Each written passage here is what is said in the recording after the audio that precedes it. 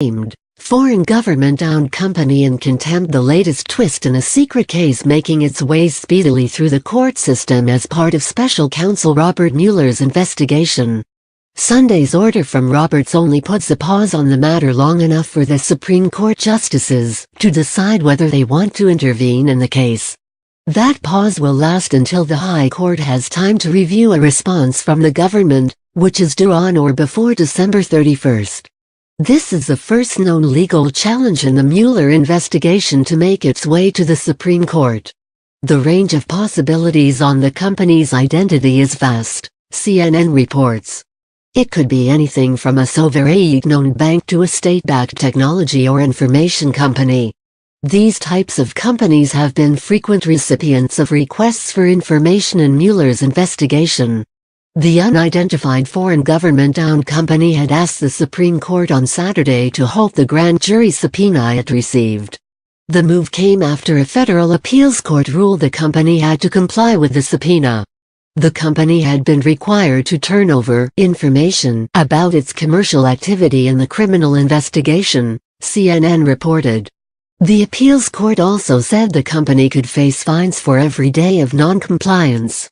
Roberts' holding order also puts a pause on any fines it would rack up. There has been an unusual level of secrecy surrounding the unidentified company and the case. When it was argued at the D.C. Circuit Court earlier this month, the courtroom was closed to the public, Politico reported. Court personnel ordered journalists to leave the floor where lawyers were presenting their positions.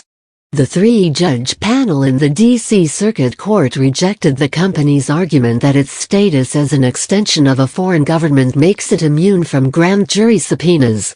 The judges also were not persuaded by the company's claims that complying with the subpoena would violate the law in the company's home country.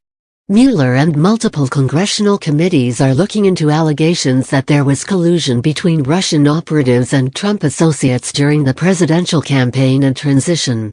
In January 13, 2017, the Senate Select Committee announced that it was conducting a probe of Russian meddling in the 2016 presidential election.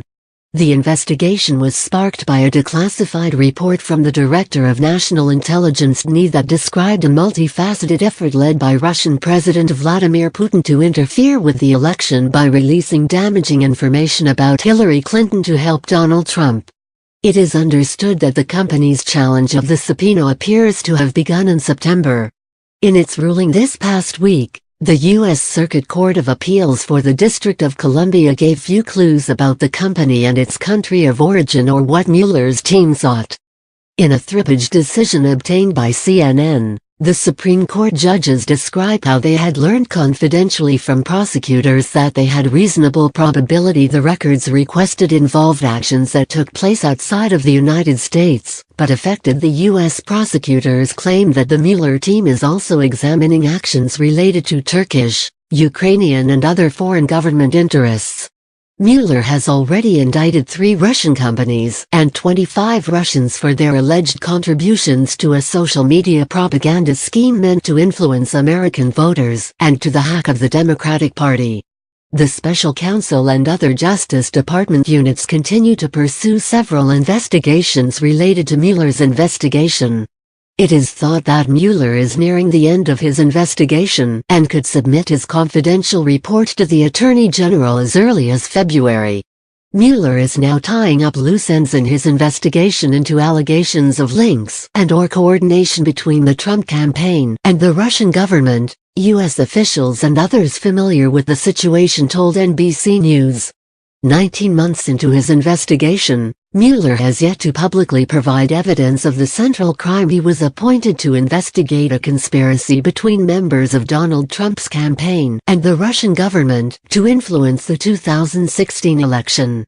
Mueller is also known to be investigating Trump for possible obstruction of justice, including over the firing of FBI Director James Comey. When it is